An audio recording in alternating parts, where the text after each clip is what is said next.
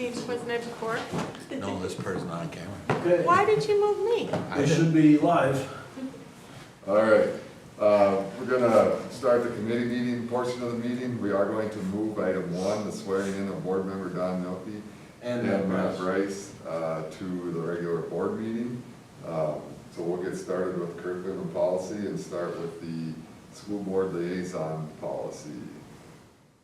Yeah, so early on during my time here, one of the things that I have been doing and was doing at that time was reviewing board policy with respect to just orienting myself for certain things. I'd love to tell you that I've committed them all to memory, but that wouldn't be truthful. However, I recall going through this and thinking to myself, I wonder what the situation is or story is with the student board liaison. And then what prompted my memory again was a recent conversation with a parent last week,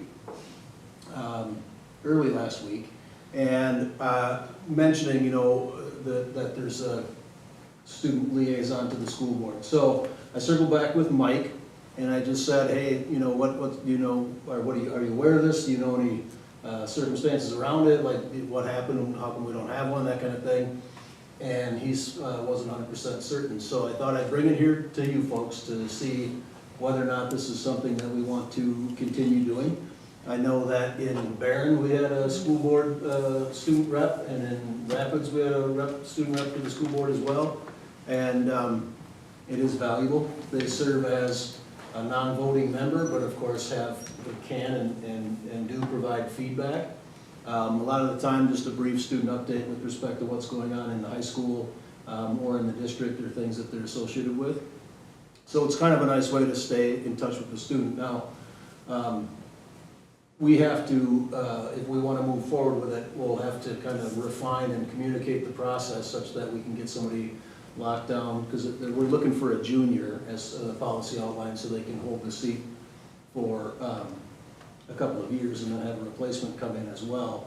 But I'll work with Mike, and we'll identify and develop a kind of a plan and approach, communicate it to the student body, and get somebody seated. Now, typically, they don't serve in the summer months. They only serve, you know, September through May.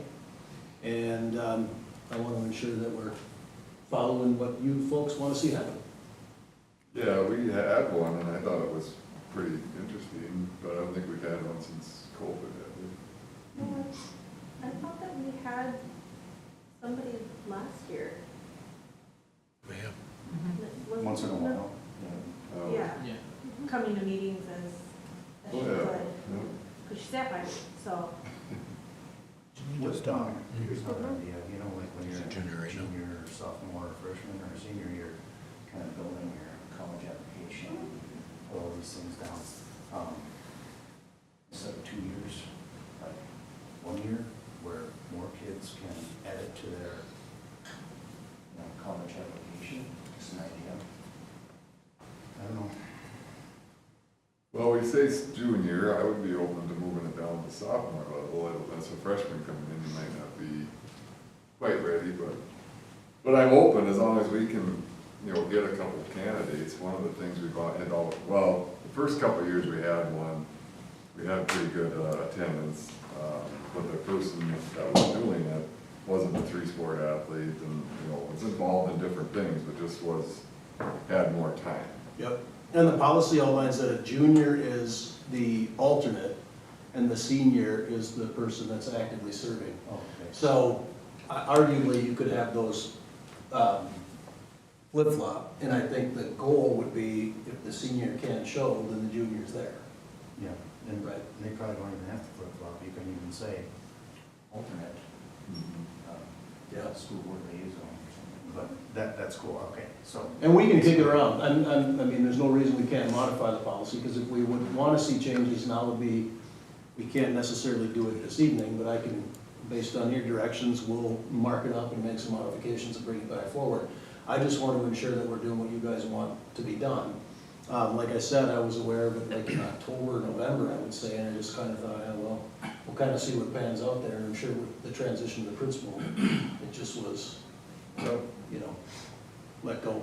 Well, I would like to see it come back and, you know, for next school year. Do we At that want to point, see it'd be modifications to the policy, or as is? Well, if you and Mike wanna take a look at it, you obviously have worked with it in the past, there may be some things you wanna change or look at it a little bit. As far as I'm concerned, I didn't, really see anything. If Mike feels that it's all right to open it up to, like a sophomores or something, we wanna change that, by all means, I'd be open to that too. We had a couple alternates, because I do remember like our most recent rep was, when she was busy or whatever, then nobody would show up. So what if, the primary says to the other kids, I can't be there, can you be there? And that one says no, and then maybe the third one can brainstorm it. Yeah, I thought it was valuable, and I remember, getting updates from them too, as far as, it might take away some of Mike's reports, but, but it was good to hear, from the student side of things, what they were doing and things, so.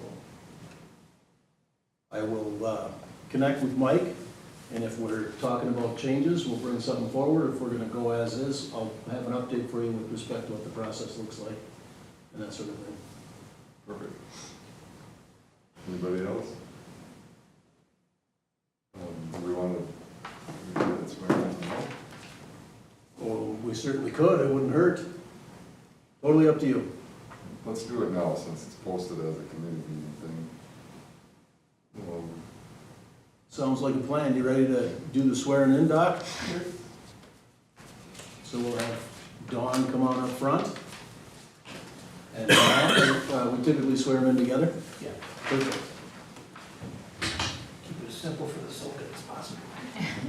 Do you want a photo? Yes. Sorry, okay. Kurt's got it going. Oh, Kurt, there's somebody's job now, sorry. Great. Where do we want us? I don't, doesn't do whatever you guys. Instead of you having to. Well, just stand on that side of the table. I don't have to do Sign in anything. the picture. Okay. Sure. Now, stand here like all official. Yep. And just raise your right hand and repeat after me. I, having been duly elected, Yep. having been duly elected or appointed to the office of school board member, Have been duly elected to the office of school board member. Oh, I'm sorry, should we do one at a time? I'm sorry. Or should I just repeat what you said? just repeat Okay. it together. At the same time there. Okay, it's the same thing. Okay. We're really Start good at again. this. I I, Don Milky, Right, yeah. have been duly elected have been duly I've elected been duly elected. or appointed to the office or appointed to the office of school board member. of school board member. I swear or affirm I swear or affirm that I will support the Constitution that I will support the Constitution of the United States of the United States and the Constitution of the State of Wisconsin. and the Constitution of the state of Wisconsin. I will faithfully discharge the duties I will faithfully discharge the duties of the said office to the best of my ability. of the said office to the best of my ability. So help me God. So help me God. Say your name, okay? Good deal. Here, Matt. Wait, that's yours. You got one? Okay. Yep.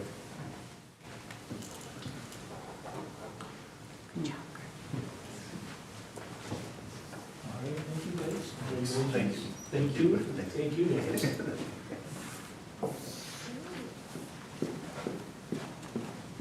Do you want to, just in case there's people following, just talk about the transition, when that'll happen? Absolutely. So there was a minor miscalculation in terms of board meetings, because typically this meeting, the second meeting in April, it lands on the fourth Monday of April. And the board meetings were set last year. And I think what transpired is that it was thought that the fourth Monday was today, the 21st, but the 31st of March was the Monday. So that pushes the fourth Monday all the way to April 28th. So if the school board calendar was being set based on comparable dates, I'm sure it was looked at, was like, yeah, that's about the same, because last year I'm guessing it was right about the 20th, 21st, 22nd, something like that. Under Wisconsin statute, board members can be sworn in anytime, or elected officials can be sworn in anytime after the results are certified, but prior to officially taking office. And they cannot take office officially until on or after the fourth Monday in April. So Docs is still a board member, finishing his term, which will conclude on the 27th at 11:59 PM, at which time Dawn Milky will take over at 12 o'clock AM on April 28th, and then she'll serve. So in the interim here, if, for example, we were in need of a special board meeting for some reason, there's nothing planned that I'm aware of currently, between now and April 28th, it would be Docs that would be serving as a board member. After April 28th, it's Dawn. So that would mean that in all likelihood, the first meeting that Dawn will officially serve on will be our May 13th meeting, unless there's a need for a special board meeting on or after April 28th. So there you go. All right, thank you. You are welcome. Makes sense. All right, moving on, to review the 24-25 board goals. In the packet, there was a copy of the board goals. So I'll just start with number one. Let's get, basically, I'm not gonna read the whole thing, but it revolves around mental health initiatives for both students and staff, by increasing mental health literacy and mindfulness. And again, this has been a goal. We've changed the verbiage up a little bit over the years, but just want the people to know, everybody to know that this is at the top of our, one of the things that we are concerned about and want to make progress towards. So I did, I'm hoping that, you know, Rita and Daryl can talk about maybe what you guys did at your building levels to help with that. You want to go first, Rita? Sure. Well, some things we've been doing for a while, and I've shared during curriculum spotlights. For example, we have school-wide SEL instruction, which is social emotional learning, which basically has to do with learning how to self-regulate and use your voice to stand up for what you want or need, to use breathing techniques to calm down, those kinds of things. And then we also have our homegrown CARES curriculum, which is our character education. We have our counselor, who is not a therapist. A school counselor is different than a therapist. However, she does meet one-on-one with kids who are having acute mental health needs, or with small groups of kids who have similar social emotional needs. For example, maybe they have difficulty making friendships, or we've had several groups this year on sportsmanship on the playground, those kinds of things. We also have a therapy we got a grant some years back and converted one of the old dressing room bathrooms. Doesn't sound nice, but it is. It's a beautiful therapy room, and the family therapy associate therapist comes down to meet with kids once a week, and we have another therapist that meets with kids in the conference room. It's a great start. We still have a huge waiting list for kids who need therapists. How often does that happen, Rita? Once a week for family therapy associates, and then the other ones are county driven, and those happen as needed or as the county can provide to specific students who, for legal reasons, have to get that therapy. We'd love to have more, but we can't still. We're having the difficulty of finding therapists. That same grant that we got some years back, where we changed the counts, that made the therapy space, we made a reset room, which is a beautiful calm space for kids when they are overwhelmed with their emotions, or teachers and sometimes principals, to go and have quiet, calming space where there's little sensory input. We have all been trained on CPI, all except the most recent hire, who hasn't even officially started yet. CPI is, I always forget what it stands for, but it's essentially nonviolent crisis intervention training, how to de-escalate without anger, violence, and it's just an amazing training. Shelley is a trainer on that. She's trained all of our staff. Through that same grant, I think 10 of us got trained in advanced trauma-informed schooling techniques, and we have continued to share those techniques with staff at various in-services. That we did a climate survey for kids this year to see what they wanted us to focus on. They were, by and large, very, very happy with what's going on with school according to our survey results, so it didn't tell us much. But I want to point out too, this is on the kids side, we have lots of recess, and I think it's important to point that out because that matters. Being outside in fresh air is huge for mental health, and having unstructured time is huge for kids and mental health. And having just had a survey sent out from other area principals, I know that we give more recess than the vast majority of schools in the surrounding areas. And I would give more if we could, if teachers wanted to move their schedule. It's critical for kids, and I want to point out, we do really well academically and still have more recess than most schools. So those are things for kids. For staff, I would say one thing is we conscientiously value laughter, mutual support, joy, and caring. And that is so, I mean, we make that a priority, that we talk about it all the time. It's in our memos daily. There's always challenges and things to do to support each other.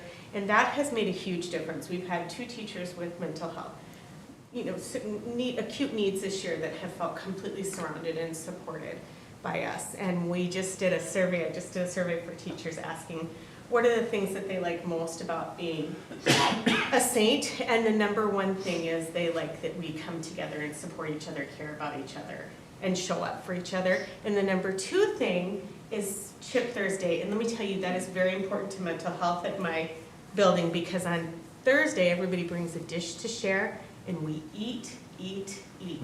Amazing for mental health.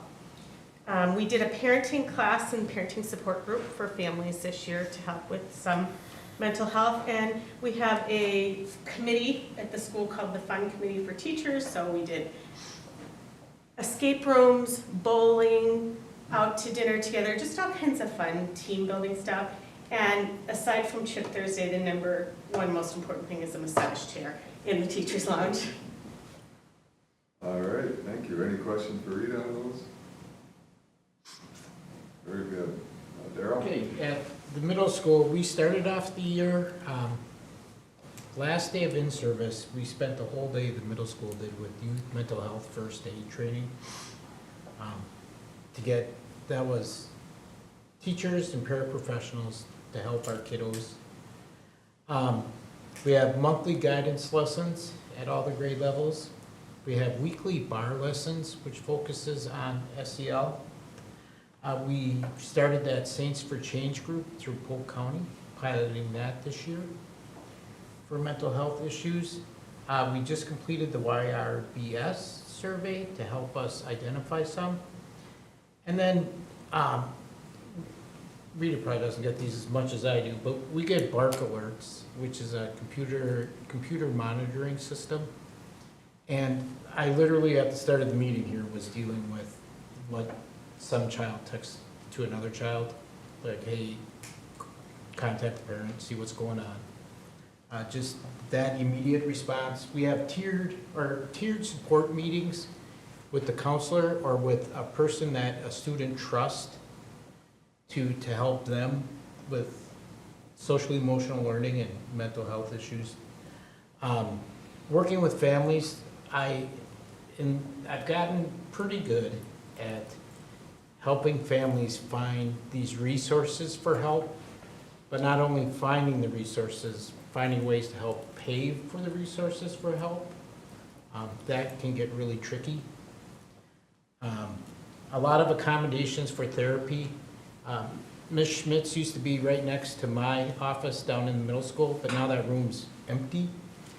We use that for speech and language. We also use it for virtual therapy appointments, and that's getting more and more filled up with our kiddos that need that during the day.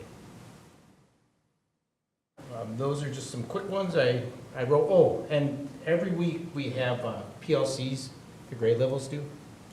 And there's a whole section in there just talking about concerns for kids. And I know it's just not academics, it's also emotional needs or what do kids need? You talked a little bit about the, what was it, Saints for Change, the county thing? Yep, we've been partnering up with the county this year. They got a grant, and they asked us to bring some kids together where they teach this group of about 15 kids strategies on like coping, tobacco and alcohol. It has to hit some tobacco and alcohol. And then like we had that no bullying week where we had all the dress up days. They went into the classrooms during the wind time and did a bullying lesson, the kids did. And what we're looking to do with that is, it's a pilot program. We're learning as they're learning, hoping to expand that out. It started with 7 kids in the beginning, so it's almost double the number. And next year, we're hoping to not start it in October, start it right away, and then build from there. Are the kids, ones that potentially have problems, or are you No. trying to get leader type kids? to No, come? leader type kids, well, we have both. I probably shouldn't say that, but we have both. And it's kids leading kids, which I think is, we're all adults, we all have children. You know, our kids don't listen to us sometimes, but if another peer tells them, they seem to listen more. So that's what we're going for there, is kind of that groundswell of the kids taking care of each other.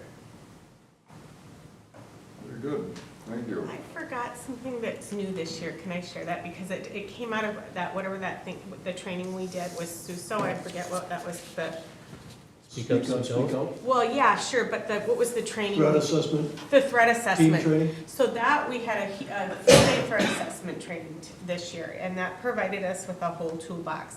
And 3 times this year, I've had children in the elementary school threaten self-harm, and 3 times I've been able to call our threat assessment team together and use the materials from that workshop, in addition to a commitment to not self-harm. My brain never works like it used to when I was young, it's weird. Contract that we fill out, and that has been incredible. I mean, that's been a real game changer for me this year, because those ones are really hard to deal with, and this lays it out exactly what to do and exactly what to tell parents, and exactly, you get the Officer Tyler in there, the counselor in there, the teacher, and me, and it's been really, really helpful with acute, serious mental health issues. Thanks for bringing that up. Mhm. Is the FTA stuff, is that only at your building, or does any other buildings have that? I don't know, do you guys have FTA come into your building? I can't imagine they do, because there's no counselors. Right. So we're still struggling, you know, and the problem Oh, is. family Yeah, therapy? Yeah, oh, yes. you have a therapist too. The problem is that Tuesdays. insurance will only take you, so like there's a certain type of counselor most of the state insurance will only take, and that's not the kind they ever have there. So, you know, it has to do with the amount of training, so there's a disconnect. The need remains great. Yeah, for sure. Mhm. We have quite a bit of virtual, that's why we have Mhm. that separate space. Is that through FTA too? That I don't know. The parents set that up, and they just let us know that on Tuesdays at 9 o'clock, this will happen, so we make sure we get the child out of the classroom and Yeah. into a quiet spot. Probably could be any therapy provider, I'm Yeah. sure. Well, it sounds like that one's more apparent. We got an appointment here, they can use that as space. Sorry. Very good, thank you. Any other questions from you guys? Board members? Any idea what Mike did? Yep, so Mike shared a couple of things. Daryl already mentioned the YRBS survey. High school staff will analyze that data too. Think about that more in a group application, it's not individual. I was gonna mention the SUSO too. Anonymous reporting can be for things that are not school safe, well, I mean, it might be a safety concern, but not like a school safety concern, like a school shooting threat or bullying. It can be, you know, reporting a crisis of any kind of circumstance where the person reporting wants to remain anonymous. So I think that tool is critical. Their Students Offering Support Group has been active all year and continues to be active. The high school and I think the middle school had a mental health awareness week, didn't you, Daryl? Yeah. So that was really about, you know, again, talking about it. I think we're talking about it, adults anyway, are talking about mental health way more than, say, 5 or 10 years ago. And I think that our students have a different level of understanding when it comes to mental health struggles and things, simpler things too, like anxiety and you know, some milder mental health issues, if that's an appropriate term. And we also have partnered with the county to get some informational materials out there, and mostly that's middle school and high school, just flyers in the bathroom and hey, awareness about 988, the 24/7 mental health support line, as well as just, local and county resources with respect to who you can contact for assistance. And I would also mention that with the new insurance, our intentions, and it hasn't taken a ton of shape yet here at the tail end of this year, but our intentions are to do a better job with implementation of the EAP, the Employee Assistance Program. That comes along as usually part of your health insurance package / can be worked through your insurance broker and so forth too. But communicating that out better with staff and cultivating understanding so that that resource is used a bit more frequently. Yeah, that's huge too. I know some people that, parents are going through divorce and the whole entire family was able to go to an EAP, counselor through that program, no cost. Yep. So, I don't know the extent of it, if they get X number of visits or whatever, but that's big. So that's good to get that out there. Craig, I have a question since Mike's not here. One thing I used to notice when my kids were in school, in high school, was there would be times when I would see bullying would be sports related, like, for example, this is a basketball town, and there would be bullying related to the kids that didn't play basketball, and at times it was just kind of shrugged off like, no big deal from coaches or staff or whatever. Is there some of the things that we do say at high school level that address that? Or is it just hope that something sunk in the earlier years? I don't know enough, Matt, like on a day-to-day operational basis, the nature of concerns that are brought like to Mike or to the counselor, you know what I'm saying? I do know that one of the things that Tara works with the athletes as well as just collectively among staff, I don't get the vibe in the time that I've spent here that much is shrugged off.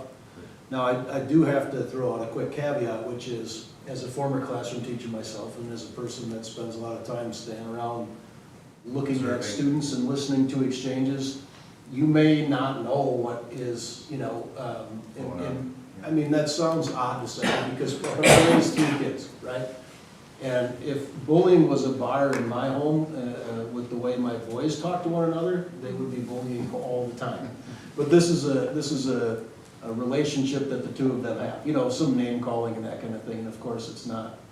I don't downplay that, and it's not acceptable here. But on the same hand, there's circumstances where comments are made and your ears will peak up, like, what's going on there? And then the other kid with a big smile on their face will say something right back. You know what I'm saying? You're like, okay, well, I'm guessing that's okay. Now, in some cases, it may not be. And that's where the rub is in terms of truly getting your arms around these sorts of things. But what I can say is that there is definitely a vibe in all of our buildings, but in high school in particular, where I think there's an understanding generally that our athletes and leaders in other co-curriculars and extracurriculars are held to a higher standard. There's no question in my mind. And I also have no question that the majority of our coaches and staff members, if not all of them, would be like, enough, stop it. Most of that kind of thing, though, happens when people aren't around or when there's not awareness. And arguably, there's commentary that's made, too, that someone might, in the moment, shrug off, but that does have an impact. And it's tough to identify or to say, how do you legitimately rectify that? Because it also, just like when correcting employee behavior, as a perfect example, if you have an employee or two that are chronically late, and the only thing you do is send an email to your staff saying, remember, be on time, you're not going to rectify the chronically late behavior. So sometimes you have to be made aware because of the circumstance rises to the level that we are now informed fully of what's transpiring and it can be rectified. But do kids hear about being, inclusive and accepting and belonging and friendly and absolutely, absolutely. It's preached daily, So I don't know if I've answered your question, but yeah. Can I add something to that? Terrace does have a SALT committee, which is a student athletic leadership team.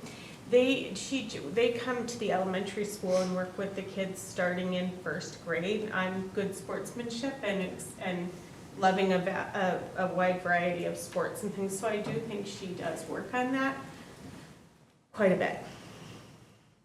Yeah, so really it sounds like if it bothered a kid enough or a group of kids, they would have to communicate it formally, but if they don't, it's just rumors or hearsay, or they maybe never even hear anything.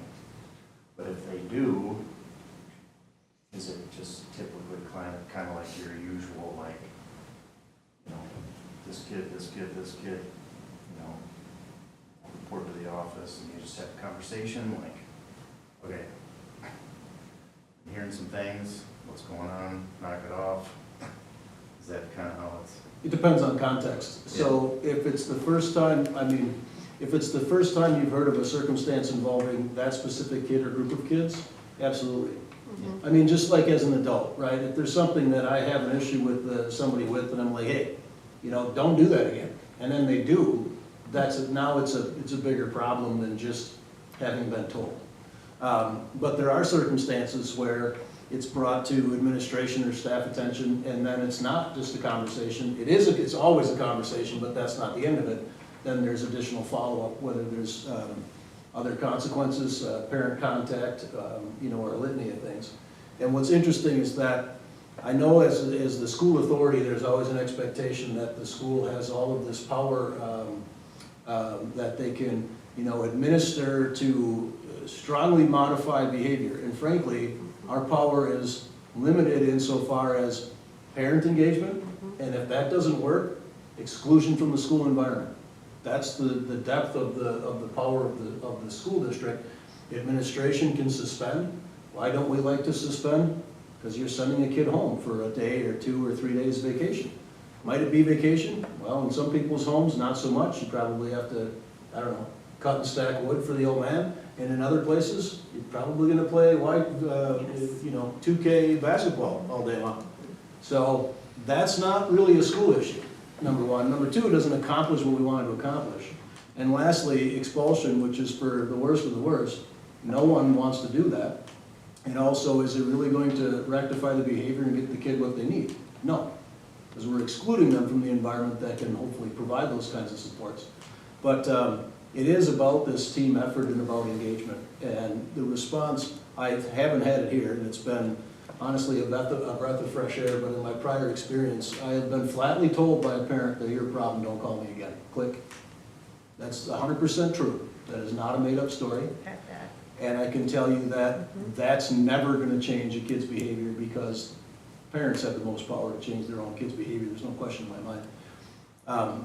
But what I see here in particular is relationships. And I'm very confident that I could pull any high school staff member, middle school staff member, elementary staff member in here, and they could probably tell you the name of the kid I'm pointing at in their building, and probably tell you who their parents are. It's not like that everywhere. And all of our teachers say hi to kids and talk to kids and use their names and tease them a little bit, and hey, how was your weekend? Oh, I saw you, you know, at whatever, the basketball. It's not what it can be in other places, that I can guarantee. However, there are times when it's not perfect. Adults are mean to each other on occasion. Kids are mean, you know what I'm saying? Things happen, but we can't rectify things we're not aware of. So if there are things that are consistent and that are bothering people, that's my biggest piece of advice, is to say something. Well, I don't want to say anything because then it'll just get worse. Well, that's not necessarily true, because if it gets worse, then there's other things we can do, right? But we can't do anything if you don't know. With SUSO now, I think that has made a difference too. You can report and be 100% anonymous. So. Absolutely. Absolutely. Yeah. Any other? I'm not trying to, if you have more questions, feel free. You're good. Anybody else? All right, moving on to goal number 2, and that was the communication and overall branding of our district. Coordinating communications, both internal and external. I think we've done a lot by hiring Kurt, but he's he's only been here the last couple of months, 3 months at this point, so I think we're on the right track. The goal is to kind of, you can correct me, but kind of get him at his feet wet here this school year and then come up with more of a plan for future years. That's 100% accurate, because, I mean, I know that most people went to a school in growing up, but that doesn't necessarily create the kind of understanding you need to be, you know, the voice of the organization. And I don't mean to say that to be, you know, I don't know, elitist or something like that. I just mean most people don't really have an understanding of how schools operate and what the whole story is. And I think in order to tell the story, you gotta know the whole story. And so that's one of the pieces that Kurt is actively engaged in. It's one of the reasons he's spending tonight it's a Monday night, but our normal Tuesday night meeting, simply attending the board meeting so that he has an understanding of what we do on a daily basis is translated here to the boardroom and for decisions for you folks to make, and then ultimately how that's communicated to the community.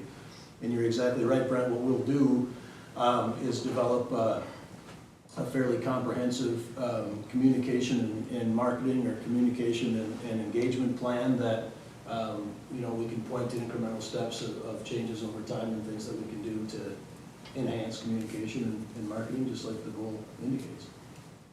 And branding. Any other questions about that one?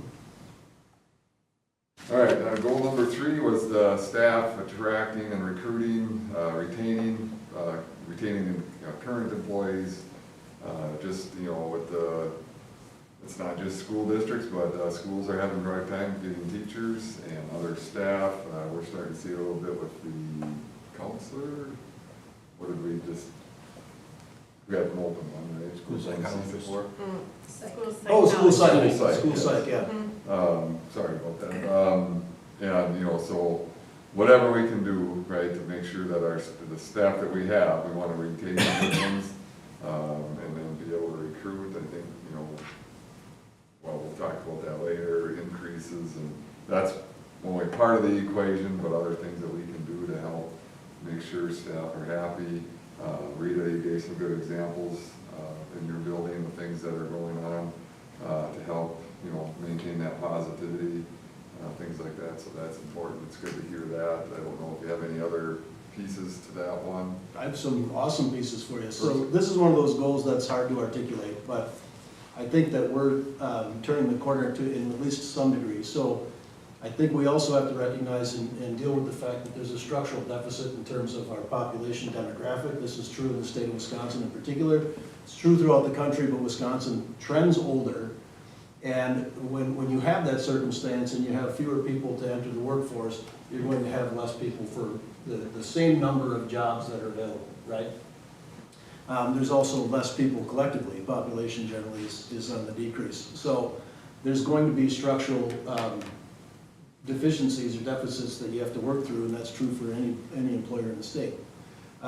School psychologist is a perfect example, although we did get 2 applicants. One ended up taking a different job, and one we didn't feel would be a fit for the organization. And frankly, we're not going to hire someone because they have the licensure, because that's not how we think that our school should operate. I think you're on dangerous territory. A heartbeat and can fog a mirror is not what we're looking for the positions that we fill. And so it will be unfilled, or we'll find a person that we, you know, contract through with CISA. But there's other indicators that give me all kinds of hope. For example, 14 applications for middle school principal after Mr. Imhoff's retirement, 7 of which we interviewed, and frankly, 6 of them were, none of them were terrible interviews, which I'm shocked to tell you out of 7. And it's not as though that one of the 7 had no shot at it. They were all really good. But I think our committee of 15 or so people would agree we probably could have brought any name of those 6 forward. And I don't think anybody would have been upset. Daryl's interviewing for a middle school language arts position. You're interviewing how many people, Daryl? We have 12 applications for middle school, and I just posted the social studies. We already have 5. One of the questions we ask is, why do you want to work in St. Croix Falls? And they're like, basically, you have a good, solid school. And that's attracting people here. And I've heard that from multiple individuals that have applied here, both formally and informally, that they specifically want to work here. And I think that's something that, saying it here, and even if, whatever, 50 people watch the stream, and it won't be 50, it'll be 10 or 12 or whatever our average viewership happens to be. But those are aspects that it's hard to measure that, or to show that, but I've heard that more in the short time I've been here than I've heard it in my career. So I think that should tell you something. And the reason that people want to work here is because of the things that Rita and Daryl and Mike in absentia have mentioned, but it's also primarily because the kids we have here are unbelievable. It's incredible. And that also lays into, and I promise I'll shut up, but this is super important to me. One of the things that I constantly think about is I'm not an individual that develops a phrase or whatever to rally the troops around. But I do think about in terms of my role as an educator myself. And what I've settled on, I just had a conversation with Mr. Wilson about this a week or so ago, and that is messaging for next year is going to be centered around perspective, right? Because arguably, you don't really know until you do it, right? When you're a kid that went to school and you think about teachers and so forth, you think, yeah, I know what it's like to be a teacher. You don't. When you're a teacher, you think about principals and you think, I know what it's like to be a principal. No, you don't. You don't know until you hold a position and you're engaged with the organization. You don't, and you have no way of knowing. That's kind of like life, right? I think I know what it's like to be a doctor or an attorney, but of course I don't know that, right? Until you experience it. You also don't know what it's like in other places throughout the state or in other school districts, because although a lot of the things that we're talking about are the same, because again, we're educating kids, there are a number of things that are vastly and dramatically different based on student behavior, based on family support, based on collegiality, based on collaboration, I mean, you name it. And so I think that idea of offering perspective, or at least having a conversation, isn't going to be to say, well, I've been different places, so I know you guys should go different places. That's counterintuitive to what the goal is. But it is an opportunity to reflect on what we do have here, because what we do have here is pretty stinking phenomenal. And, as you mentioned, how we compensate people, the fact that we care about you, and so forth is paramount. But if we were the lowest paid school district in the area, it wouldn't be the same. I'm telling you, even if the kids didn't change and what we do for kids didn't change, it wouldn't be the same. So the total package are both the emotional supports that people need to be an employee and do the job, because these jobs are not easy. From custodian to cook to recess duty to aide to you name it, they are not easy jobs. And no one is paid to the degree in a school district, a public school district, and I don't think they should be. That's why it's public dollars, we're good stewards of public dollars, but no one is paid to the level of kind of work they do. I'm telling you, it's just not the way it is. But they didn't go into it because, well, I'm gonna go into public and become a multimillionaire. It's never gonna happen. So it's that balance, and then I'll end by simply saying, and it's stuff like just today, the high school did a cookout. So people brought stuff and they did a, kind of a potluck cookout on a Monday when we have in-service, and they pulled some of the cafeteria tables up here towards the front entrance, and I walked out of my office, in fact, kind of forgot it was going on, walked out, and I'm like, oh, it was kind of like, I was walking on stage or something. But they were all enjoying their hot dogs and sausages and hamburgers, and I hope beans. I didn't see any, but I certainly hope so, because beans are delicious. And it was just fun, and those are the kinds of things that go on, not daily, but as often as possible.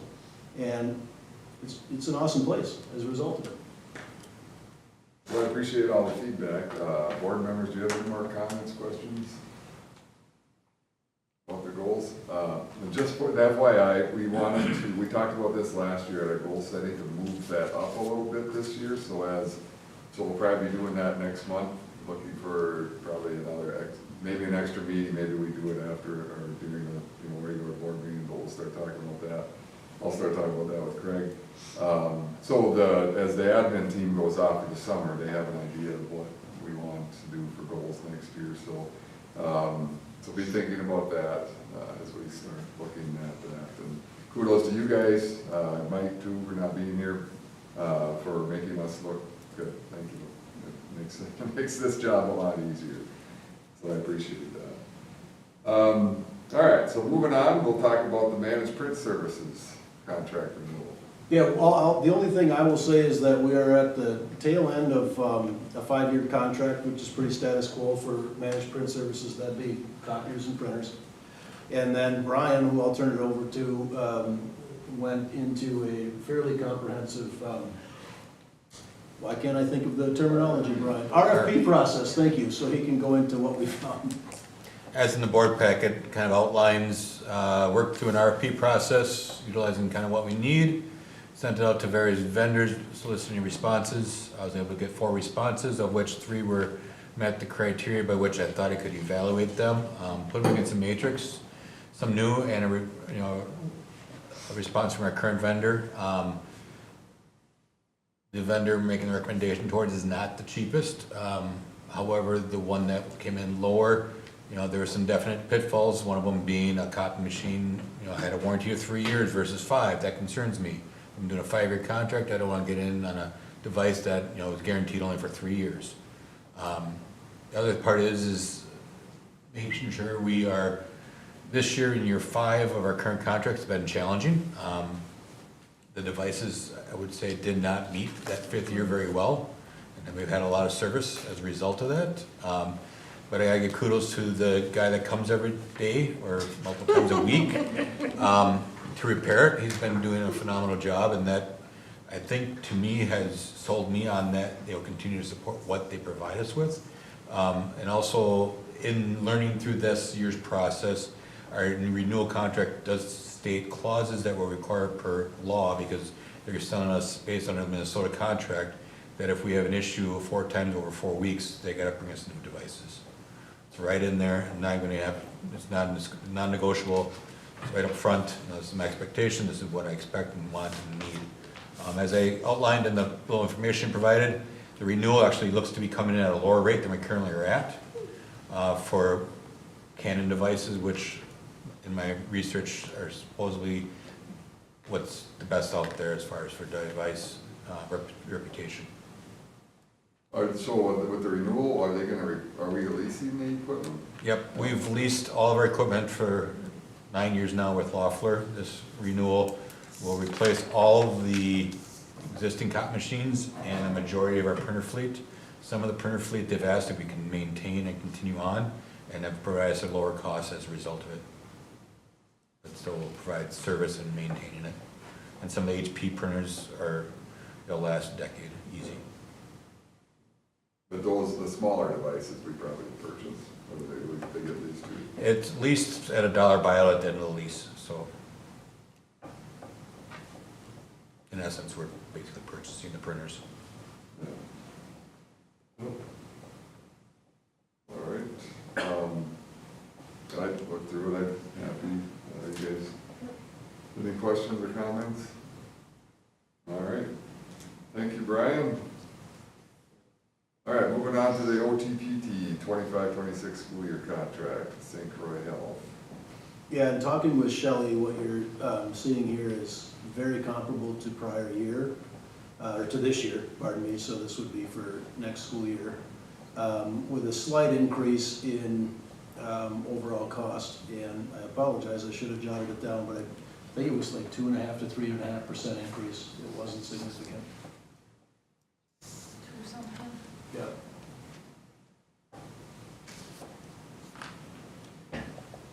All right, any other discussion on that? The same services that we've had in the past, nothing changing? Correct. It's need-based, so I mean, arguably, you could see the need for more services next year, but that's the way it's structured this year. Well, yeah, so they just charge us the hourly rate when we need it.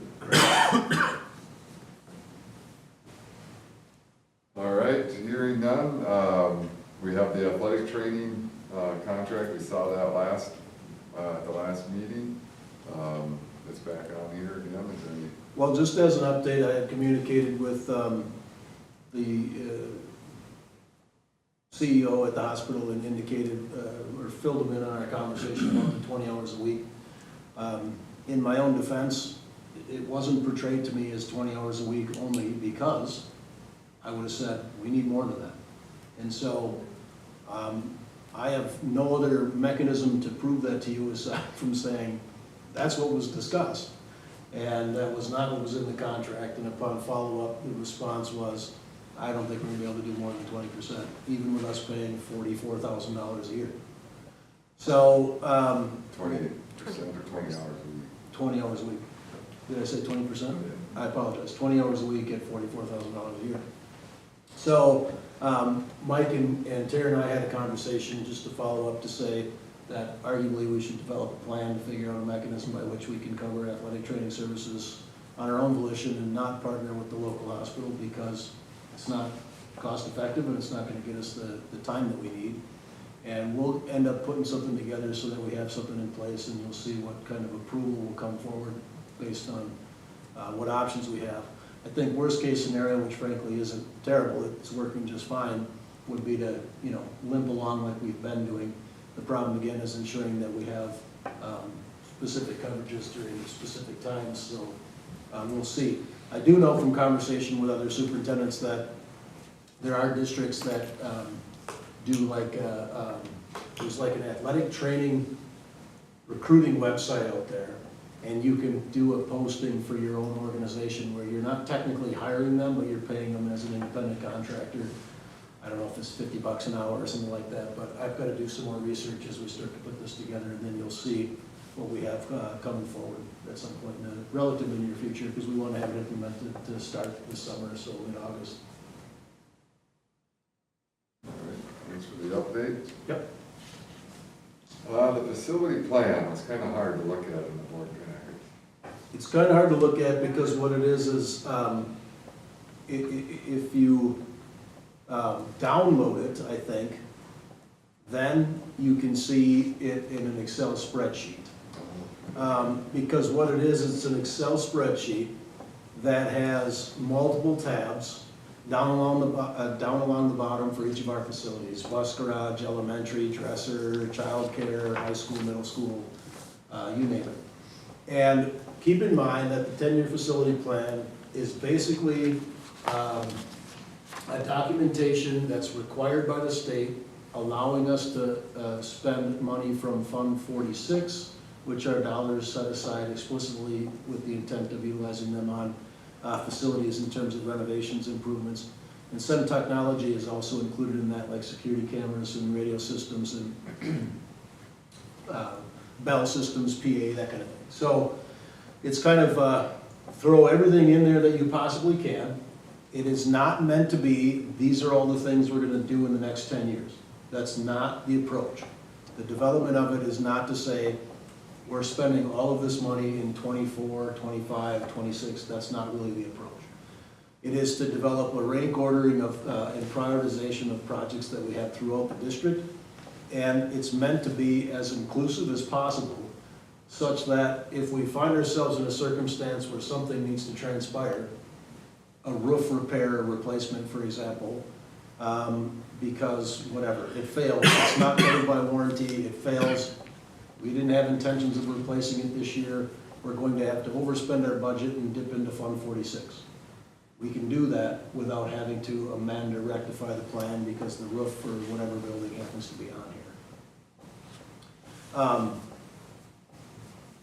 here. It's also conceivable that some items might come up that we didn't think of putting on or weren't aware of as the 10-year facility plan was developed. So I'm also going to say, I throw the caveat out there that it's conceivable that, say, 2 years from now, 3 years from now, there's an item that we have to modify the facility plan so that it's on there such that we can spend Fund 46. And you might say, like, what are you talking about? And I don't know right now because it hasn't been identified, but in past experience, that's kind of what happens. I talked with Brian and the administrative team too about like anything and everything that you can think of that we might need to do with respect to facilities, put it on the list. And then what ends up happening is circumstances transpire. So a perfect example would be when the district passed the bond issue referendum to build the space we're sitting in now, the Fine Arts Center and the weight room. It's completely conceivable that during that process, it might have come up like, you know, if we're tearing into the high school to this degree, to do this add-on, wouldn't it make sense to, you know, insert thing? Renovate this at the same time and have a net reduction in cost, because once you pour into it, you know, you don't put the walls back up and then 2 years later tear it down to redo it, right? It would be eligible then for Fund 46 potentially, but it would have to be on the facilities list. So that's an example of something that may be unforeseen. We don't have any plans to do a bond issue referendum in the relatively near future, but something like that could arise, and then you could be adding things to the plan. That being said, you'll also notice that based on the prioritization, there are items on this plan that will come forward that we may pay for out of Fund 10, we may pay for out of Fund 46, we may pay for out of both, depending upon where the availability is and what the relative need happens to be. So, under statute with Fund 46, you have to have a board-approved 10-year facility plan, but it also makes a lot of common sense to ensure that we have a generalized roadmap of where we want to go, but we are not lockstep into this is absolutely going to happen each year as outlined on the plan. I'm not sure if I'm making sense, but that's kind of the generalization. So you're not approving that we're going to absolutely do all these things. You're approving the plan. And does this include, like I said, it was hard for me to look through this, but like track getting redone? Athletic facilities, baseball field, football field, yeah, everything. Can we get it in the Excel spreadsheet original format after? Absolutely. Just to have it. Yep. No problem at all.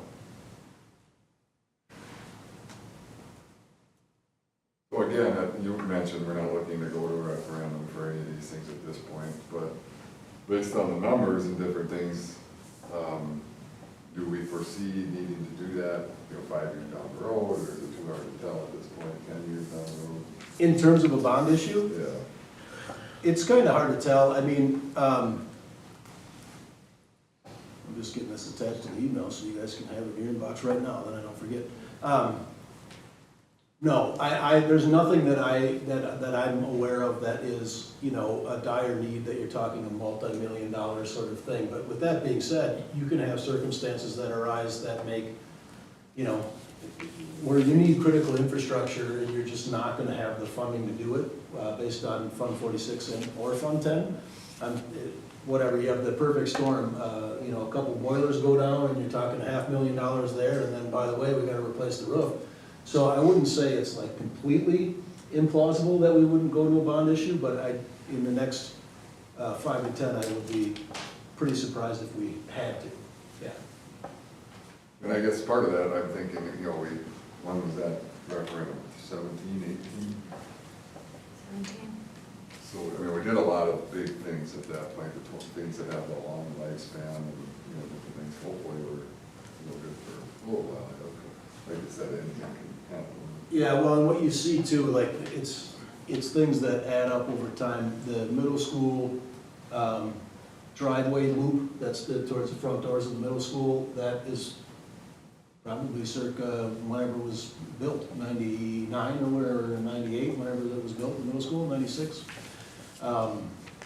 It's stuff like that. Roof sections, we have to do repair on the elementary roof. That's not covered by warranty, but that's like 30 grand, So you're talking about non-glamorous items, but as you see when you peruse the list, and some of them are listed there, if we have a quote or a bid for it, we put it down because it gives you at least a placeholder. And then you can figure, and every year that passes, and frankly with the tariffs and the circumstances that we're into now, I'm not sure what the escalator is going to be, but you can basically add 10 to 15% on an annual basis, which is why, if you're going to do a construction project, you probably don't want to sit on it too long because the cost is going to continue to increase. But there's nothing in the future where it's like, yeah, we need $5 million or something like that.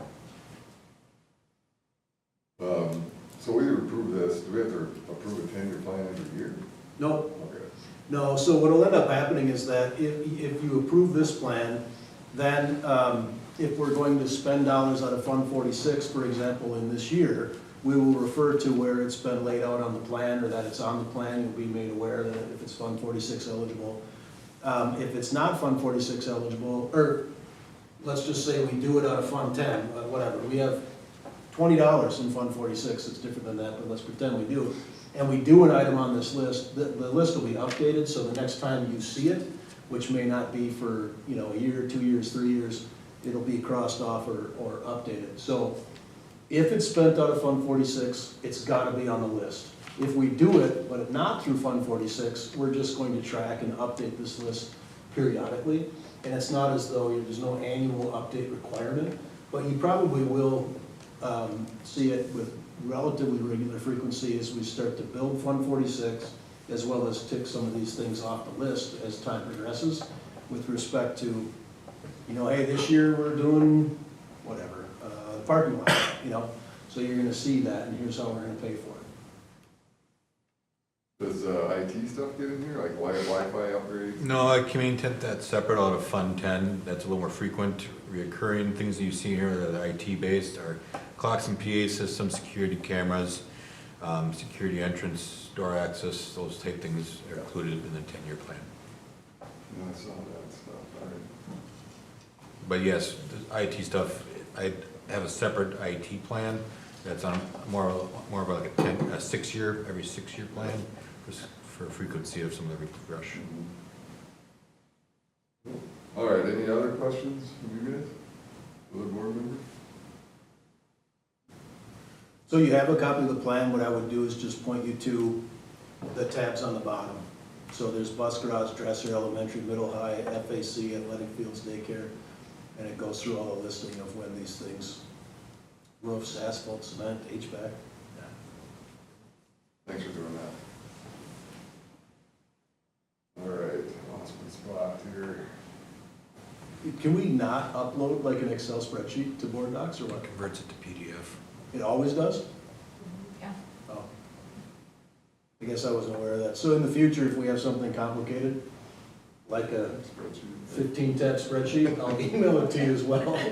That would be appreciated. My apologies, I haven't used board book before. That's all right. Live and learn, right? All right, does anybody need a break? All right, well then I'll call this meeting to order. We'll start with the pledge of allegiance. Pledge allegiance To the flag of the United States of America and to the republic for which it stands, one nation, under God, indivisible, with liberty and justice for all. Roll call. Matt Bryce. Here. Tashina Rager. Here. Steve Bont. Ronnie Schuler. Brett McCurdy. Here.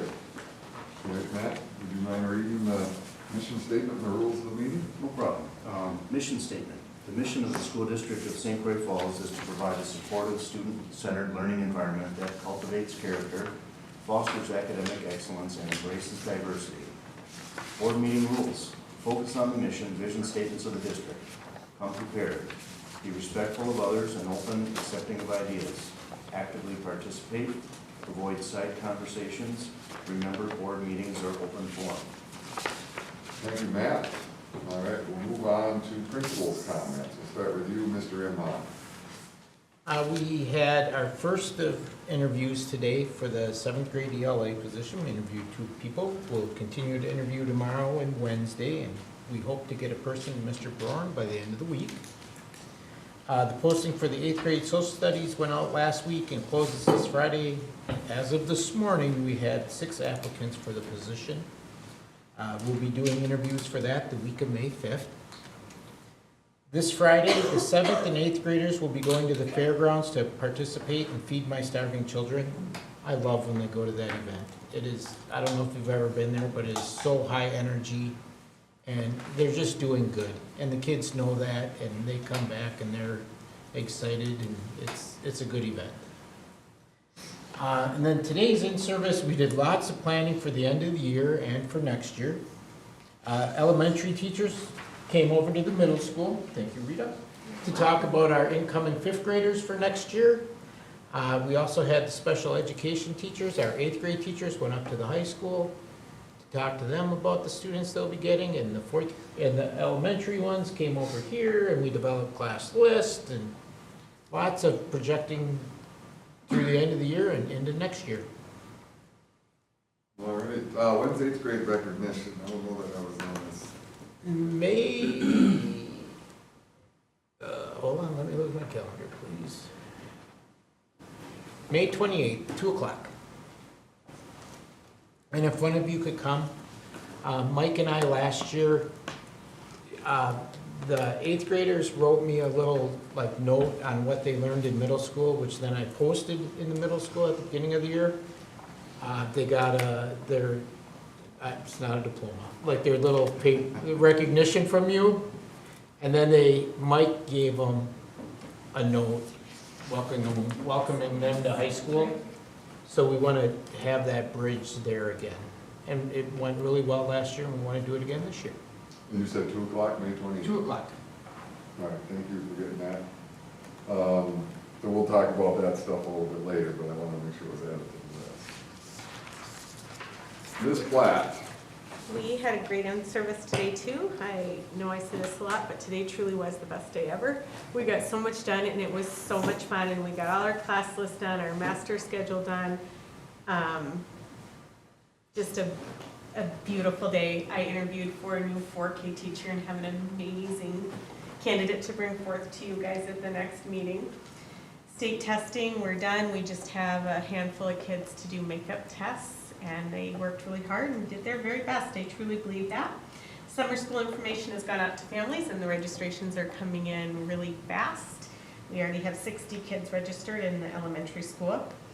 One of the branches of the strategic plan for the community engagement or communication, that kind of thing, was to try and balance keeping schools very, very safe, which I firmly believe is our number one job for me, to make sure that anyone who comes into my building is safe to be there with the kids, but also helping the community feel welcome.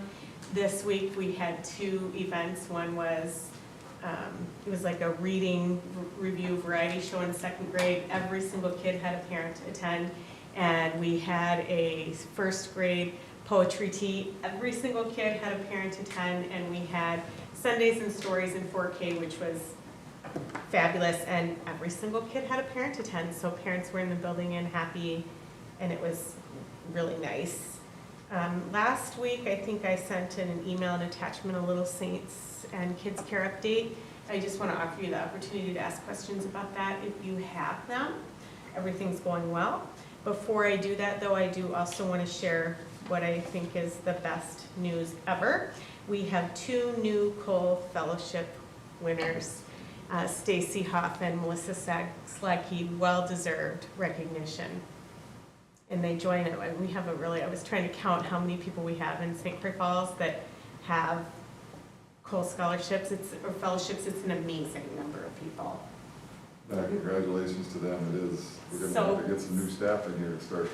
They can't get it twice, can they? No, you can't get it twice, so they're done, but it's really an amazing, the Cole Foundation gives each recipient $6,000 to use however they'd like at school. And we've had some amazing projects come out of that, and $6,000 to use however they want at home. Yeah, congratulations to them. Thank you. Superintendent comments. Do you want to hear high school comments first? Oh, yes, we should do that. Okay, so on behalf of Mike, the high school will be conducting band teacher interviews on Friday, 4/25. He is pleased that they have received 9 applicants and are reviewing 7. I think it's up to 12, it's up to 12 now, I thought. My God. It's like, It wasn't that long ago, I'm not kidding you, that you struggled to get 1 music applicant. 1 or 2. It's unreal.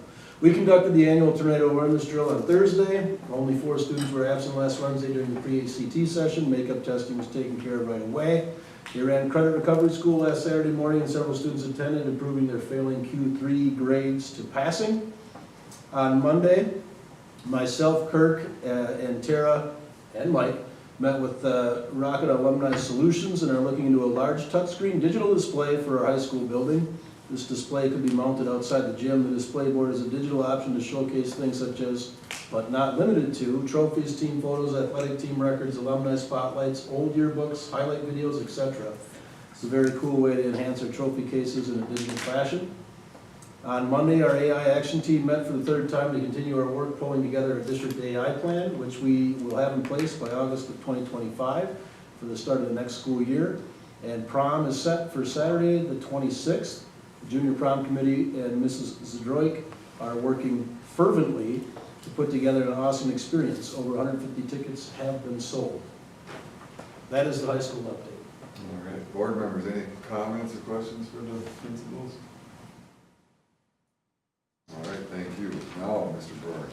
I jumped the gun and made the majority of my comments were going to be centered around the recent interviews and the quality of applicants that we've had and the fact that this is an outstanding place, but I won't say it anymore. It's a really nice place. It's awesome to be here. Everybody that I know loves it here, including myself.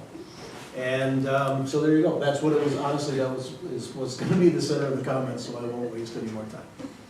All right, thank you. We're going to do board members that went to training. Tashina, do you want to talk about the CISA event we went to? Yes. Joe Sanfilippo? Yeah, that's right. I was like, my brain. Yes, so I was thrilled that we had myself, Fred, Craig, Ronnie. We went to that, what was it, like an hour that he presented? Yep. Just a phenomenal speaker. He talked about telling your and sharing your story, relationships, very energetic. Matt, have you seen him at all? Okay. If you get a chance, I highly recommend it. They served us a meal, and it seemed like it was very well attended too. Lots of people from different school districts attended. So. He actually presented at this year's state convention too, at the WSB state convention.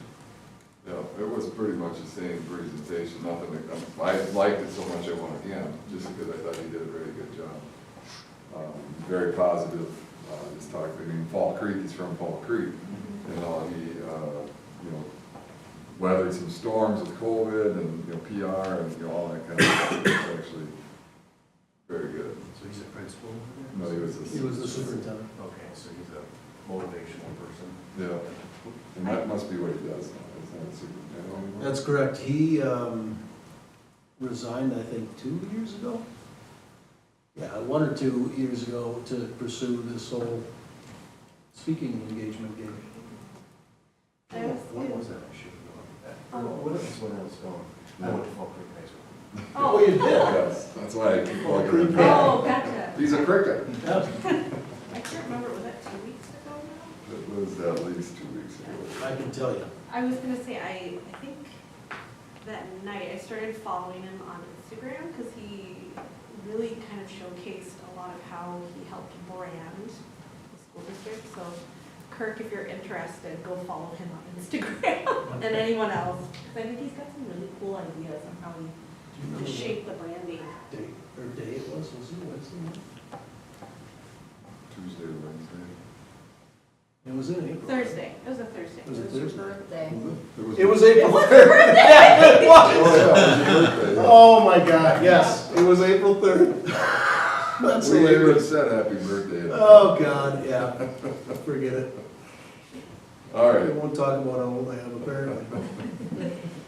all right, well, thank you, yes, I thought that was, well worthwhile. I mean, those are usually pretty good, if that spring one that you go to for CISA. The meal was, I thought was very good, and then the presentation was good too. It was worth it. Yeah, they had ribs. I don't think I've ever had ribs there. So, Top notch. Fall off the bone. Tell we're all foodies. they were good. All right, no presentations or awards. We'll move on to the consent agenda, so I'll take a motion to approve the bill. Public comment. I mean, I'm guessing we're not gonna get any, but just in case. Do you have anything to say, Mitch? No, All right. We'll wait for 2 weeks. yeah, save All it. right. All right, thanks, Craig. Yep. Didn't mean to skip over it. The consent agenda, I'll take a motion to approve the consent agenda. I'll make that motion. A motion by Matt, I'll second it. second by Doc. Any further discussion? All those in favor say aye. Aye. Opposed? Motion carries. Next we'll move on to curriculum and policy, and we'll look at the review and vote on policy 830. That we looked at this last meeting, the guidelines for public use of school facilities. I'll take a motion to approve that.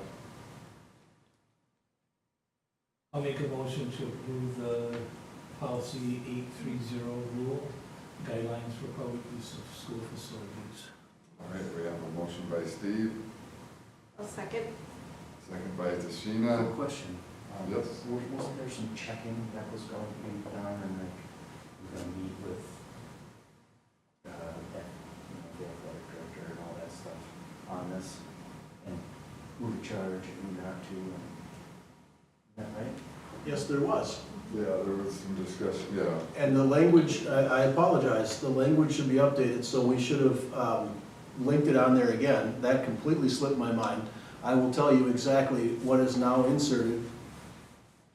That's 100% on me, so I apologize. If you want to wait and approve it next month, it'll be next month, there'll be no harm, no foul, because we can wait. So the conversation that we had around 8:30, and I went ahead and I updated the policy and shared it with the admin team, and we should have linked it again because it doesn't look the same as it did. So there's another bullet point inserted, and thank you, Matt.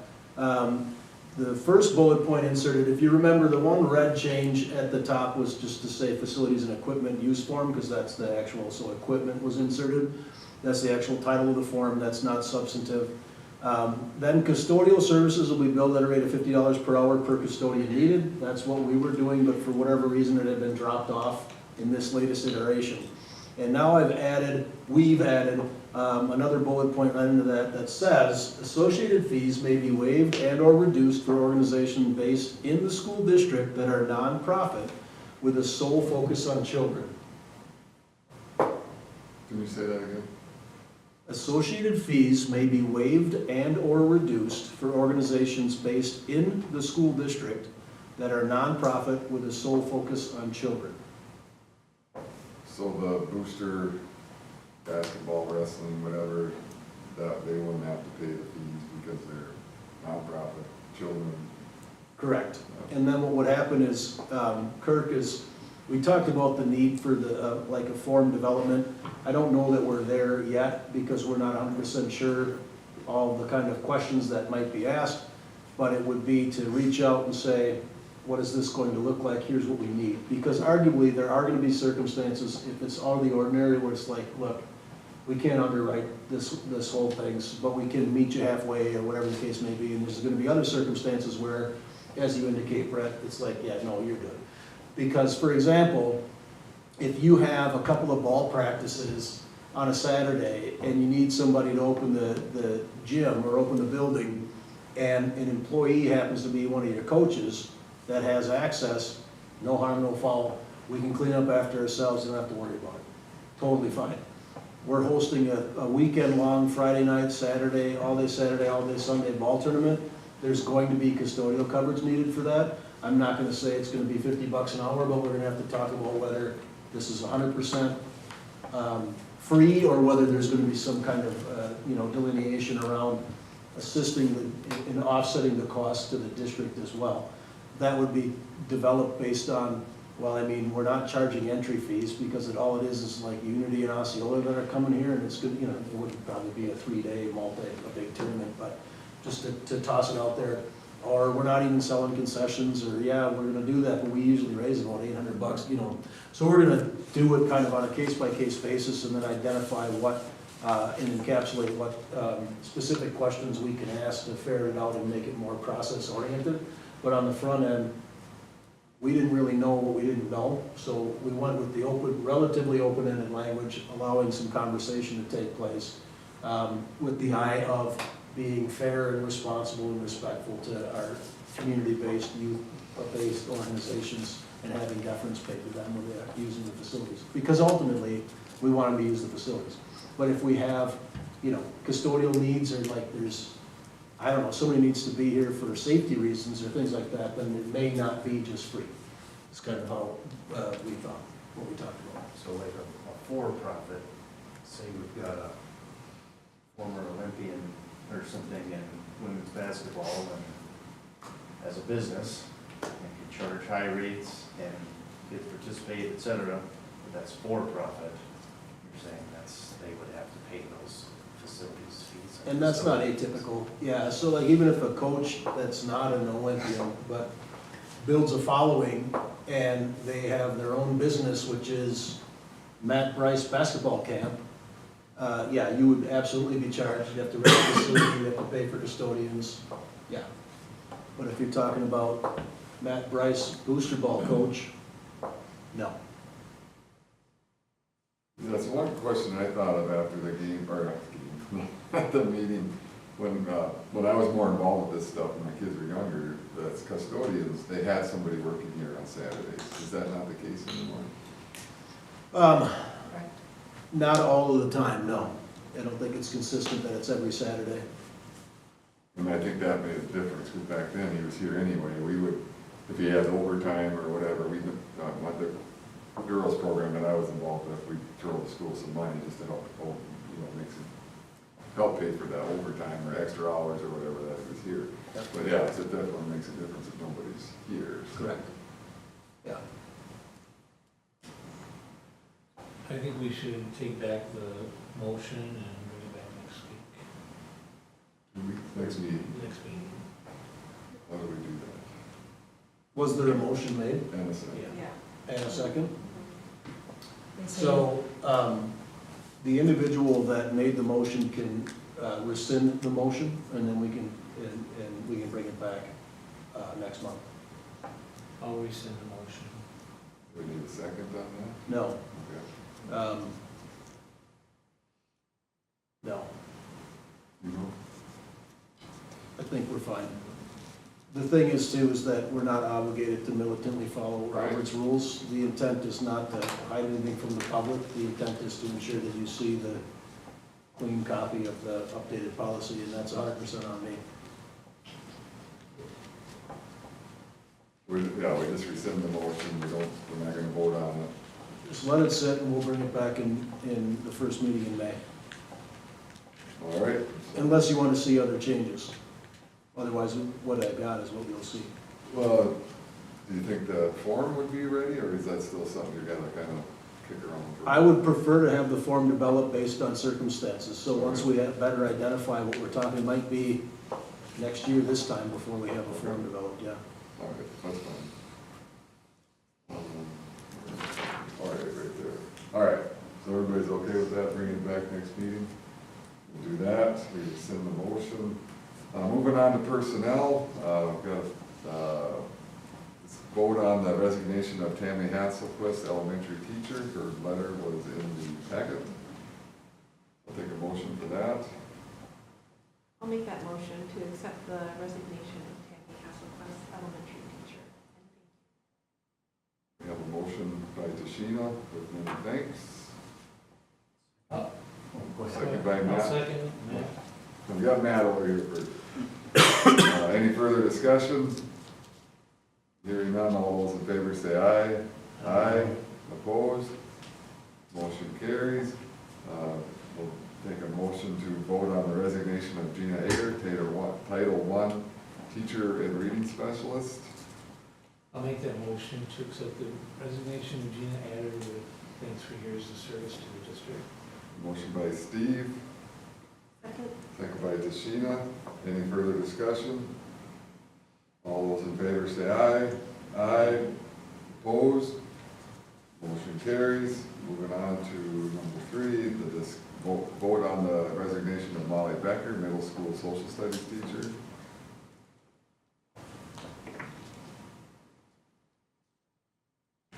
I'll make that motion. We have a motion by Matt, Second. second by Tashina. Any further discussion?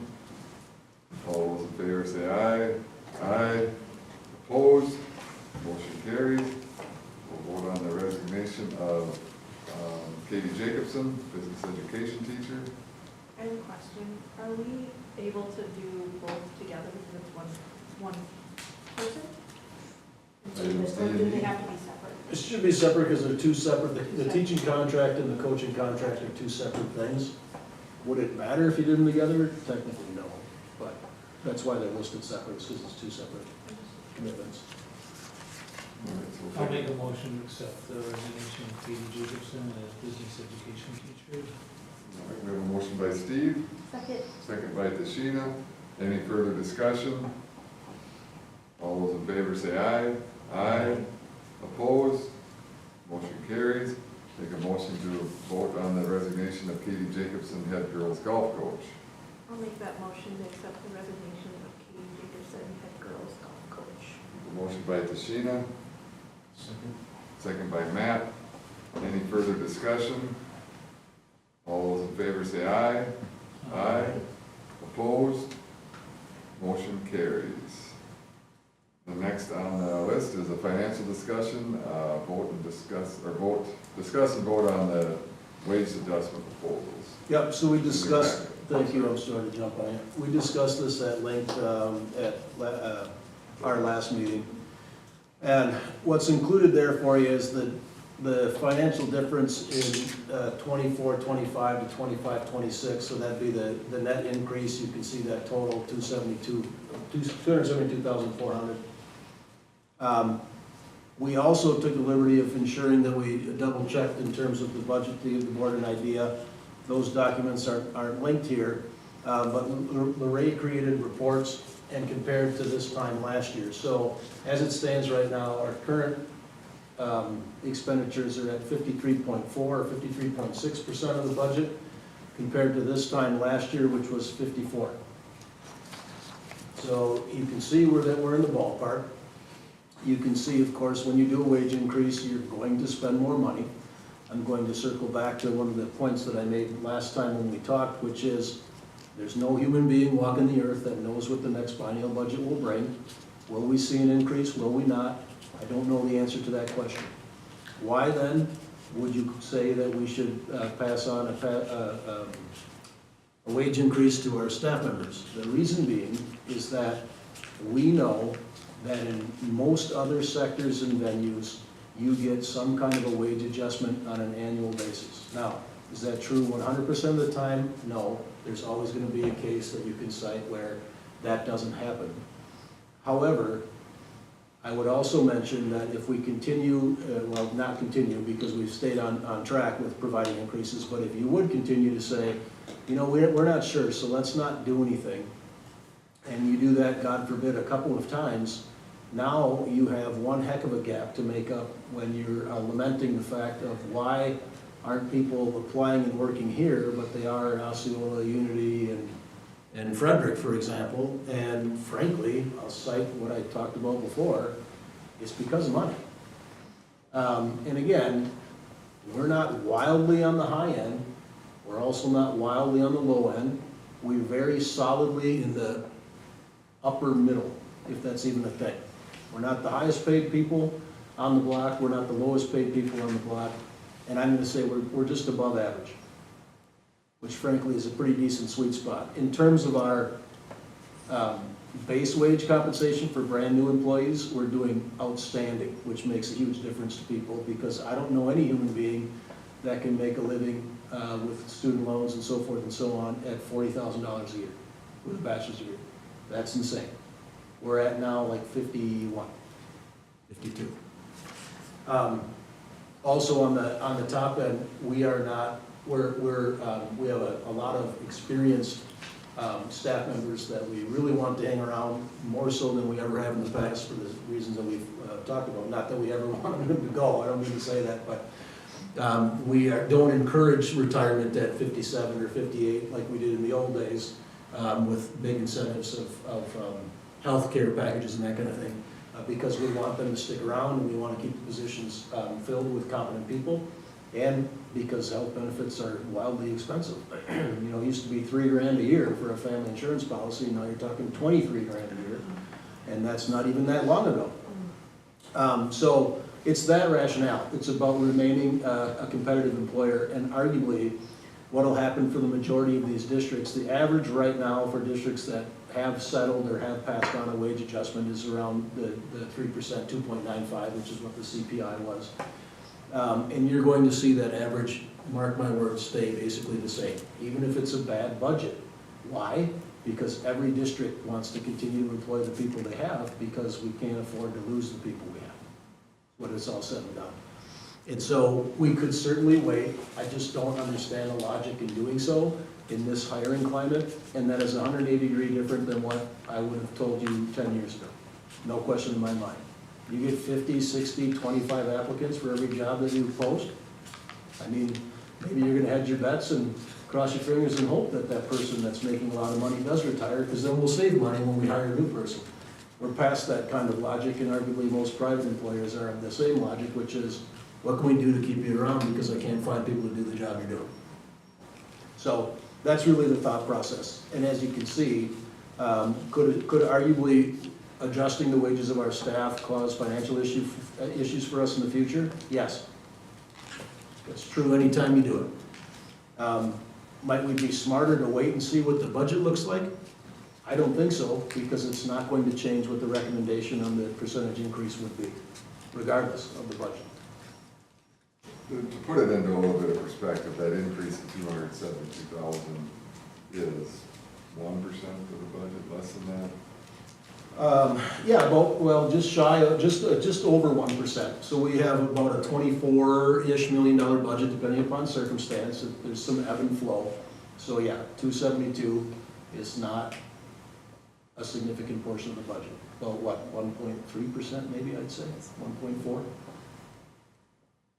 But keep in mind, the lump sum of our budget overall, 70% to 75% of our budget is people.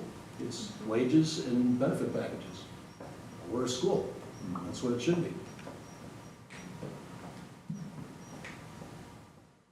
Any questions, comments, feedback on that? Well, it's up to us, I guess, if we want to make the motion to move forward with this at this point. We just need a motion and approval. Do we, because I'll have to abstain because there's a teacher line item, so. That's correct. Are we gonna do them all separate approval, or do you want to approve the whole proposal and then I'll just abstain? Whatever works the best. We have a quorum, so it's not consequential. Because I'm good to abstain since there is a teacher salary increase. If you want to handle them separately as a board, so Tashina can, you know, levy her opinion or her vote, that's up to you guys. Why don't we do it one at a time? Okay, so what I'll do then is just give you a synopsis of what we're talking about. So generally, support staff is a 3% wage adjustment, correct, Lorraine? So you'd look for a motion in a second on a 3% wage adjustment for support staff. All right, somebody want to make that? Sure, I'll make the motion to increase sports staff wages by 3% for 2025-2026. All right, we have a motion by Matt, I'll second. second by Tashina. Any further discussion? I can't remember, Lorraine, roll call on these or not? I think we should. Okay, roll call vote. Matt Bryce, Yes. Tashina Rager, Yes. Steve Bont, Yes. Ronnie Schuler, Brett McCurdy. Yes. All right, next we move on to transportation. Transportation's a little bit wonkier, but you're talking 6% on the majority. So everything except for what I'm gonna say next. 6%, but $25 for hourly, hourly trip driving, thank you, that's what it's called. Up to $25. There's not the gradients anymore. If you drive a trip, it's $25 an hour. And then a dresser shuttle paid at $85 per day. And that, all that equals that full. You got it. So is it easier just to say like as presented? Sure. To say what? As presented? That'd be beautiful. unless you want it broke out so people can see it, it's your decision. Well, I just want to make sure everybody knows what we're talking about, because the conversation was all at our last meeting. Yep, we did talk about that, for sure. All right, do we have a motion for the transportation increase of $8,197.40? I'll make that motion. Oh, sorry, I'll make that motion to accept the salary increase for transportation as presented. Motion by Tashina, I'll second it. second by Steve. Any further discussion? Hearing none, we'll do roll call vote. Matt Bryce, Yes. Tashina Rager, Yes. Steve Bont, Yes. Ronnie Schuler, Brett McCurdy. Yes.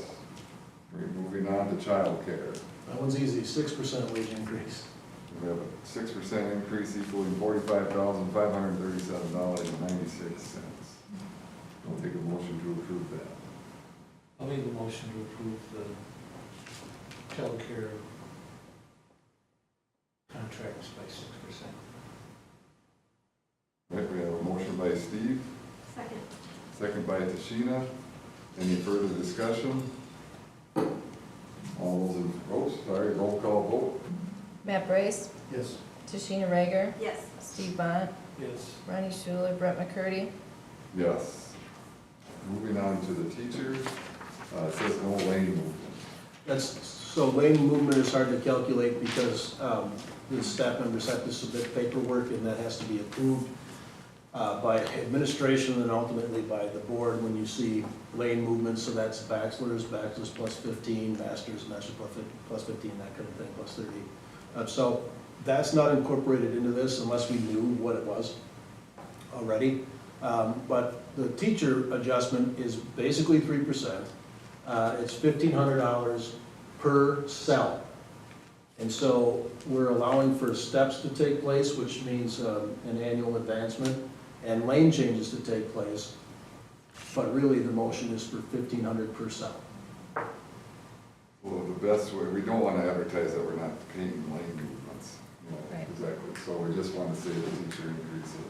$1,500 per cell, and then everything else will take care of itself, because unless we're freezing steps and lanes, we're not, then they're gonna move because that's just status quo. So frankly, the motion can be for $1,500 per cell for teaching staff. Got that? All right. And that's yearly. I just want to be clear, if anybody's listening, that's not, that's an annual $1,500 increase. All right, somebody want to make that motion? I'll make that motion as presented. There we go. We have a motion by Matt, I'll second it. second by Steve.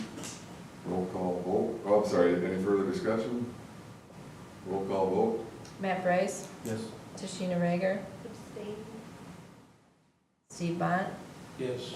Ronnie Schuler, Brett McCurdy. Yes. And last but not least, the directors and supervisors.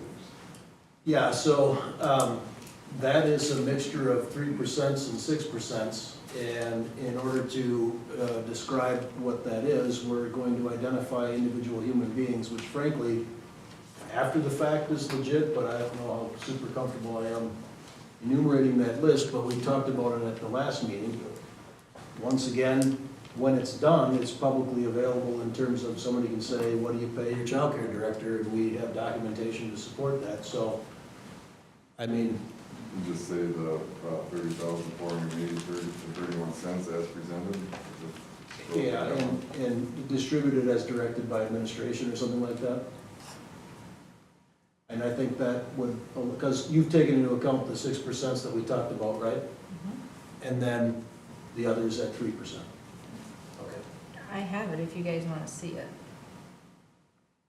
We don't want to identify individuals at this point, so we can just say as presented.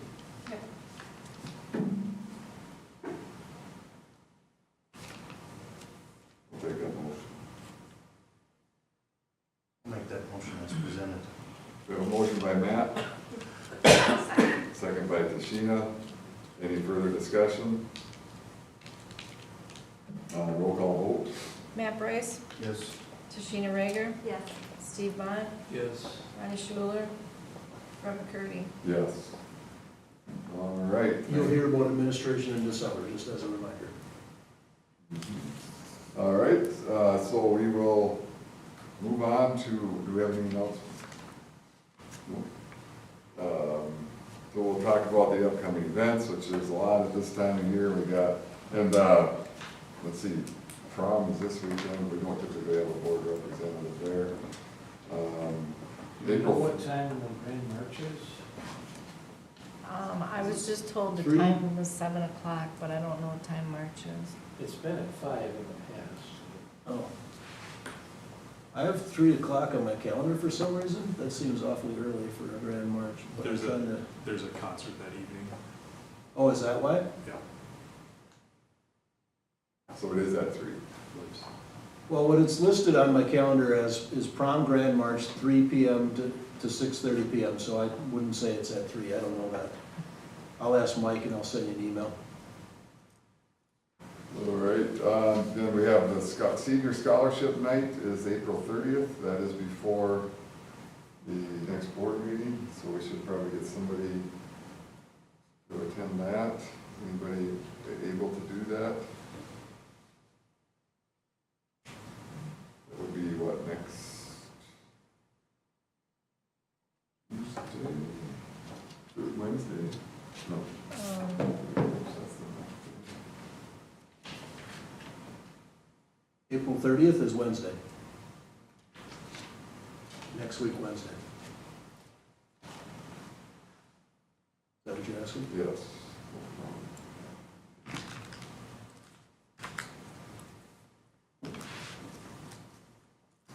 I'm taking myself off of Yes. the events, but I don't know, is this something that we could do and pick and choose over email, so Ronnie Oh, yeah, we don't have that. We can do that. and Ellen can, or no?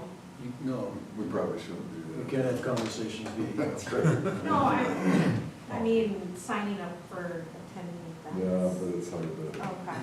it's a walking forum. Got it. Well, Dawn is here, and she's available for one of these things. We could certainly have her attend at this point. Let me see here. Should be official by then. Yeah, she will be official, but not on the 30th, or she will be, Yep, 28, after the 28th. 11:59. Kurt just sent me that the grand march, as is indicated on the flyer, is at 5:30 PM in the Fine Arts Center for prom. Prom grand march, 5:30 PM. Thank you, Kurt.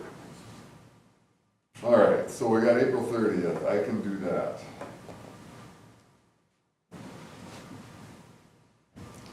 And then May 7th is the Academic Awards Banquet. That's at 6:30. And typically, when I've done that in the past, the board member helps hand out awards. I'll probably do that. All right, 6:30, Matt. When's our next meeting? Well, that's on the 13th. May so- 13th, yep. All right, thanks, Matt. The rest of these, take a look, you know, I can at least communicate with them, with one individually, with Ronnie to see if there's anything she's interested in. But the baccalaureate is, our next board meeting is Tuesday, May 13th. Baccalaureate is May 14th at 7 PM, Peace Lutheran. Graduation is 7 o'clock. Typically, we have 2 board members at that one. Unless Doc wants to be at that for one last time. Yeah, if somebody doesn't, if we don't have 2 people, I'll go with HIA. But we'll- A lot of the seniors this year, so, but it does, I don't wanna go against, Yep. if anybody else wants to do it. All right, and then our second board meeting is May 27th. Last day of school is the 29th. 8th grade recognition is 28th. Rita, do you have any big events that night coming up? No, Fact, track and field day, you still do that? type I of mean, stuff? we have all that, yeah, there's nothing where we where we would require board presence. Yeah, we've got some good fun stuff going on, but you don't have to hand anything out at any of them. All right. You're welcome at all of them, of course. And then June, we have the 2 scheduled meetings at this point, and like I said, we'll probably be looking for some dates for a board goal session too, at some point, to get through that, so. Anything else? Do you want more than one board member at the 30th or the 7th? We certainly can. I'm free, so I can do either one. We should know so we can post it. If we're gonna 2 or more than one. Well, I mean, we don't have any subcommittees that are smaller than the committee of the whole 5, but you could. So if you had to, you don't have to post it based on the configuration currently, but if we do have 3, we have to post it. So I think to be safe, we may just post those if we know at least 2 people are coming, just in case another board member chooses to show up. You know what I'm saying? Matt, do you have a preference? If you want to do the 30th, there's nothing really to hand out, you're just kind of there to be present. Does your place of business do scholarships? Yes, but it's in the general, so they don't present. Oh, okay. That's what I used to do, is to present them, and then be here as a board member too, but. All right, so if you want to do that one, that would be great. Thank you. All right, anything else? Hearing none, we'll have Matt discuss the rules of the meeting. All right, focused on the mission and vision statements of the district, came prepared, were respectful of others and open accepting of ideas, actively participated, avoided side conversations, and remembered board meetings are open forum. All right, thank you, Matt. With that, I'll take a motion to adjourn to executive closed session pursuant to section 19.851C and F. I'll make that motion. Motion- Yeah. Motion by Christina, I'll second it. second by Steve. Roll call vote. Matt Bryce, Yes. Tashina Rager, Yeah. Steve Bond, Yes. Ronnie Schuler, Brett McCurdy. Yes. Thank you, everybody.